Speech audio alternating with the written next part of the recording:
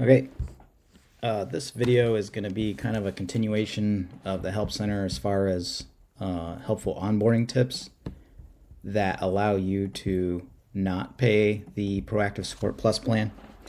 As I said in the last video, this Proactive Support plan actually does become quite worth it eventually, but if you're starting off and you don't have enough sub accounts for now, there are workarounds to get close to the functionality. I mean, not all of it. The checklists are just really, really convenient, but they charge for it. But we're going to get you close until you have more sub accounts. Assuming that's who I'm speaking to. Please don't be offended if it's not. Okay, so we're going to do that with tickets. I don't know if I covered that, and macros. And basically, you don't even need to use the macros, but I'm going to throw it in there just to show you how macros can save you time. That's basically what it does. It's like pre-programmed. It's kind of like an automation to add stuff to tickets or to conversations, that kind of thing. So first we'll go to settings, inbox, tickets. So we are going to make a new ticket, create ticket type. We'll call this,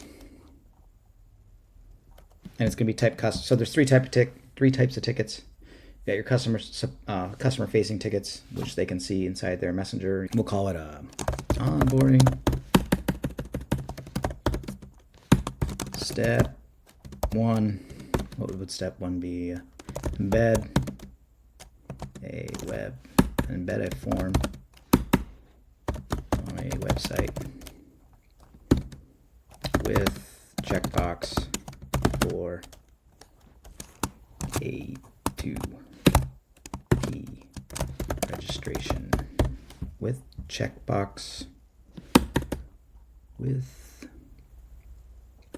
Sorry, I'm just making this video long and it shouldn't be. I just need to show you the functionality. All of your how you set up your onboarding is completely up to you.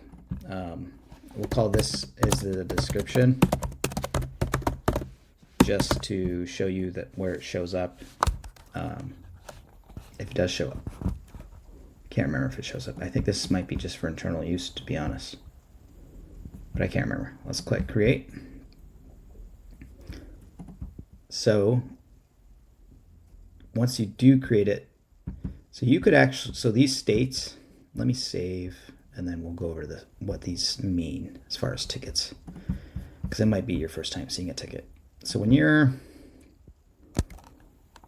in, well, let's just create a ticket real quick. Ticket, this is that ticket we just made. We'll add a customer. Let's say this is the one, this is who I am right now, right? Yeah. So we'll say this one, it'll be at dev. I named this one dev. Oh no, I need a test account. Did I not link that yet? Hang on one second. Okay.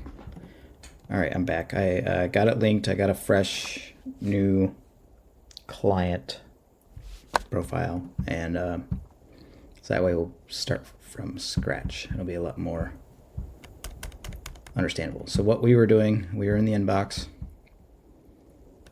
We were going to make a ticket. Oh yeah, I was explaining the statuses of a ticket. So let's create the ticket real quick. And this guy is, yep, that person. That's a completely made up name, by the way. Click. Not ABC Salon. Create ticket. So these are the ticket states. You have submitted, which is just the first step. You have in progress, waiting on customer, resolved, and closed. But back to what I was saying as far as, and actually the customer can see those statuses. So you go to tickets here, click submitted.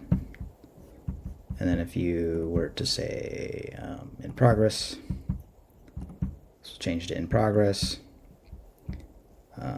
And if you've never seen tickets before, you can have conversations inside of the tickets, as you can see, and it shows the history of the ticket so far.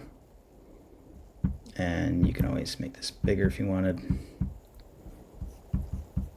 And so we'll be chatting about whatever in this ticket. But as far as making custom statuses, you can make custom statuses, but this pretty much covers everything. I probably wouldn't even mess around with it. But let's go back to inbox, tickets. Here's that first one. And we were talking about statuses, but you can, oh yeah, see, like I've already messed around with it. So you could create one, label visible internal, label visible to your customers. So I had onboarding to do, onboarding in progress, waiting on customer onboarding, and onboarding step completed. Did I make these step? Okay, well, just for the sake of, no, I mean, I would play around with this on your own. I don't know. I don't want to do it and show you what that looks like, because I don't necessarily, I'll just show you. Click it. I don't necessarily think it's better, I guess is the word. And you can remove these. Save and continue. So go back to this ticket and we refresh.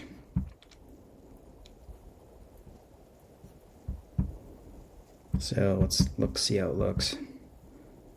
So in progress. You might need to make a new ticket to see the new statuses. Let's just do that real quick. Ticket. This one, it's going to be the same exact one. Click create. Cool. So now it says onboarding to do right here. Support will pick this up soon. So that's another thing. So there are going to be some certain things in tickets that might not really jive with what you would think would be an onboarding flow. You can't change this text here, but you can, as soon as you make the ticket, change it right away to in progress so they never see it. So I guess they make a sub count. You create these 5 or 4 tickets, however many tickets you need to do your onboarding process, and immediately change them to in progress. I guess that's one way to hide it. So support is working on this, and that's not even really the truth, really, is it? I mean, I guess it's the truth. You're both working on it, on this onboarding step, because you need to get them onboarded. Let's see what waiting customer looks like. Waiting on customer. I guess you could do that one. Support needs more information. Not necessarily. So that's, back to, this is sort of a hacky way to get around proactive support, plus the checklists. The checklists are powerful, but this is just a tiny little thing, though. I don't think anyone really, that's going to do too much. So we have these statuses. And actually, if you'll notice, if I refresh, I don't think you can filter by these custom statuses in the inbox, which you think you would be able to, but so if we go to all, where's my filters? No, open, yeah, here we are. So they don't pop up right here. So that's another argument against custom statuses. So that's why I was kind of stressing about even showing you them, because you can't filter by them, so what's the point? That's my soapbox. So we'll get back to the ticket. We'll change the statuses back, since we can't filter by them. Why have them? Or we can't filter by the custom statuses, so why have them? And these are descriptive enough, in my opinion. Okay, resolved, save. Okay, we'll make one more ticket. We'll make a duplicate real quick. Call this step 2. purchase phone number and ADB registration. These are our things. We're happy with that. Click save. Details. We'll just leave that there for now because we want that to, I'm going to make that pop up somewhere. I forgot where it pops up. I'm on my final day of this trial, so I got to get this video done today. Anyway, so we have our second one. No. We want to save that. So there'll be, just pretend these tickets aren't here. Shoot, that's going to kind of maybe confuse you, because I was going to do it from the top. Well, I'll just pretend that one's not there. You see how, oh yeah, waiting on information, it makes it red. That's kind of cool. So you got your step 1 and pretend this is step 2, or pretend it's not there and we'll add a step 2. Got ourselves. Well, before we add the step 2, let's create a macro and show you how to incorporate the Help Center articles inside the ticket. So you come over here to macros, in inbox macros. It's like I said earlier, it's save time and repetitive tasks. So, all right, so we'll name this onboarding step 1. We'll grab some dummy text, throw it in there. We'll add an action.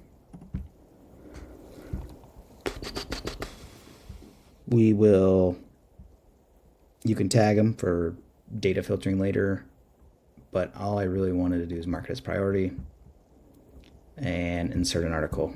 Here's one of those fake articles we made earlier. Add, save, duplicate this. Did I press it twice? Yep. So let's delete this one. Go to this one. Call it step 2. And then you would put your step 2 stuff in here. You're explaining your articles. Save. So that after you have a sub account sign up, you can come in here and create your onboarding tickets for this sub account. So let's go to,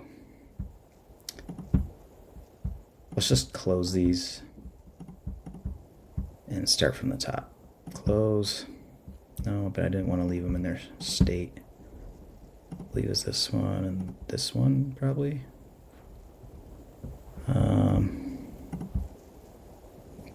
What did I just do? We're still enclosed. Click, click, reopen. Oh, I see what I just did. Sometimes it gets confusing. All right, let's start from the top. Sorry about that. Close. Yes, okay. I wanted to leave them completed, in a completed state. I don't know why I have this one.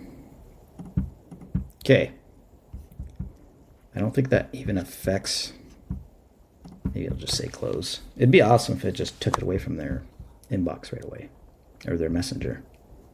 But I don't think it does. Yeah, it's still there. Oh, well, moving on. So we'll create the first ticket.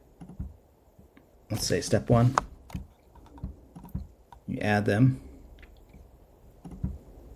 In the company, create. So now we can use that macro we made earlier, right down here. If it's not there, click this, and it'll appear in here. But I have it added to here for easy access. So step 1 macro, send.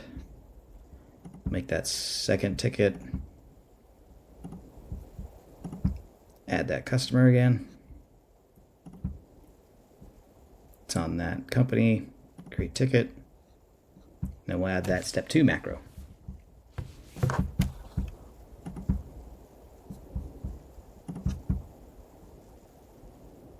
There we are. And then from the customer's point of view, so here they are. Pretend these are not there. they just sign, well, so it's in submitted after you did, and it's unfortunate in the macro you can't change a ticket status. Well, let me make sure. I'm almost certain you can't though, because how would it know which ticket you're talking about? Right. You probably can do it in workflows though, which I need to make a video on that. Workflows and simple automations. This needs to be a video here. So that'll probably be the next one. Okay, let's go back here. So as soon as you make those tickets, if you don't want the submitted thing to show up,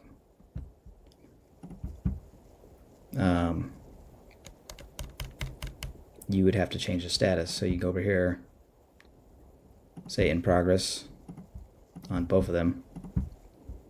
So there are a couple steps. So you got to create the ticket, use a macro with a article, you know, this will be the actual onboarding info, all the stuff you're going to share, and turn it into progress. And you're going to have to do that 5 to 10 times depending on how many tickets you want and how many onboarding steps you have. So it's totally doable. It's super easy. You can do it in 5 minutes flat for each new sub account.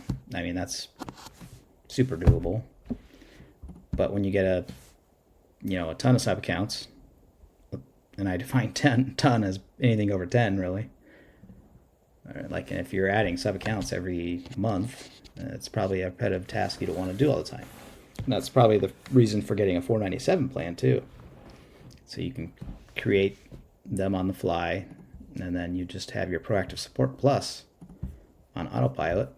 And as long as you made the checklists good enough and easy enough to follow, you can offload a lot of onboarding and offload a lot of face-to-face with your clients. So that's kind of the object here, or the objectives of this video, is to kind of hack your way around Proactive Support Plus without paying for it. So now you have your 2 tickets. Remember, we're ignoring these. Pretend we didn't do those. They can come in here. Click here. And here's that macro message or the stuff that the macro put in here. Let's expand it. And they can click and go to the article. And now in here you can have videos, descriptions, pictures, all of that stuff. And I don't know if I covered it, but you can chat inside a ticket. So that's pretty cool. So if they had a question on something in the article, where was that? It's over here. You know, they're watching your video, checking it out. They can comment here, ask a question about it, and it'll be in context. So you can immediately know what they're talking about and reply. Because after all, you made it, right? So I hope you know what you're doing. So that's just a quick, short little video on how to kind of use tickets as checklists. The next videos, I'll stick that here. The next video, I need to get to FinAI, but I also need to do more white label.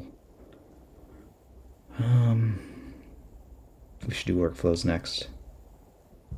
Workflows and automations. Pretty sure that requires the advanced plan though.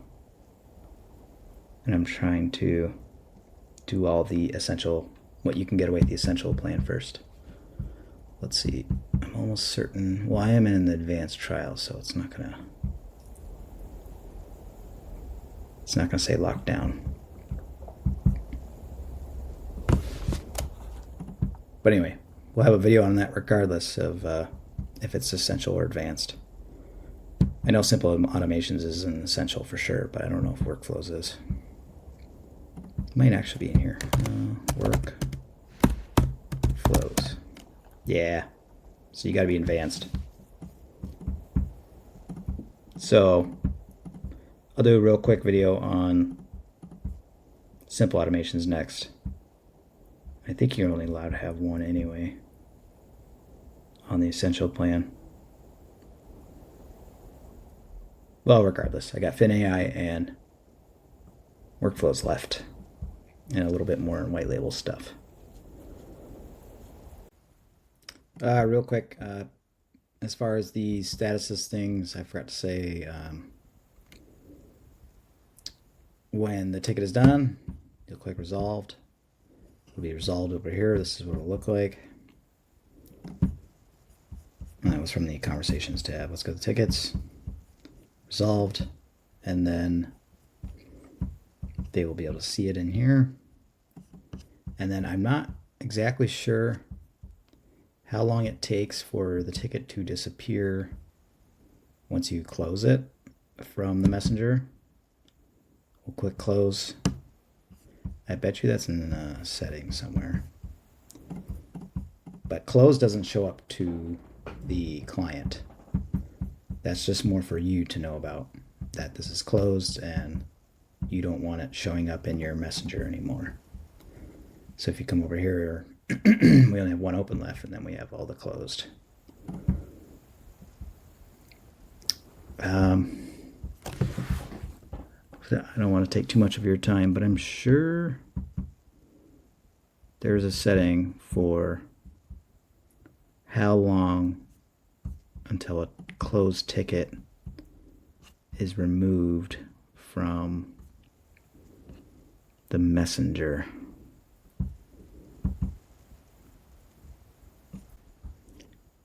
Okay, so I did a lot of editing there. I was searching on camera and wasting time.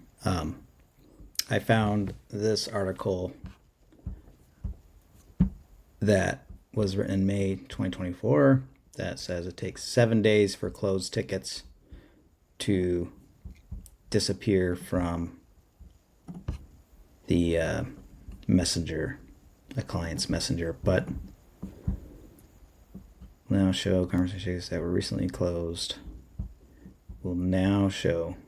So I guess it didn't show it at some point. Up to 7 days goes making recent conversations and respond. Okay.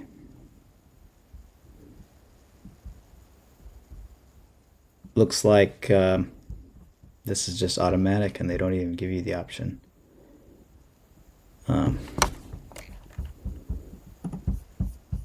Yeah, and this article confirms exactly what I just did a search with ChatGPT, and ChatGPT said the exact same thing.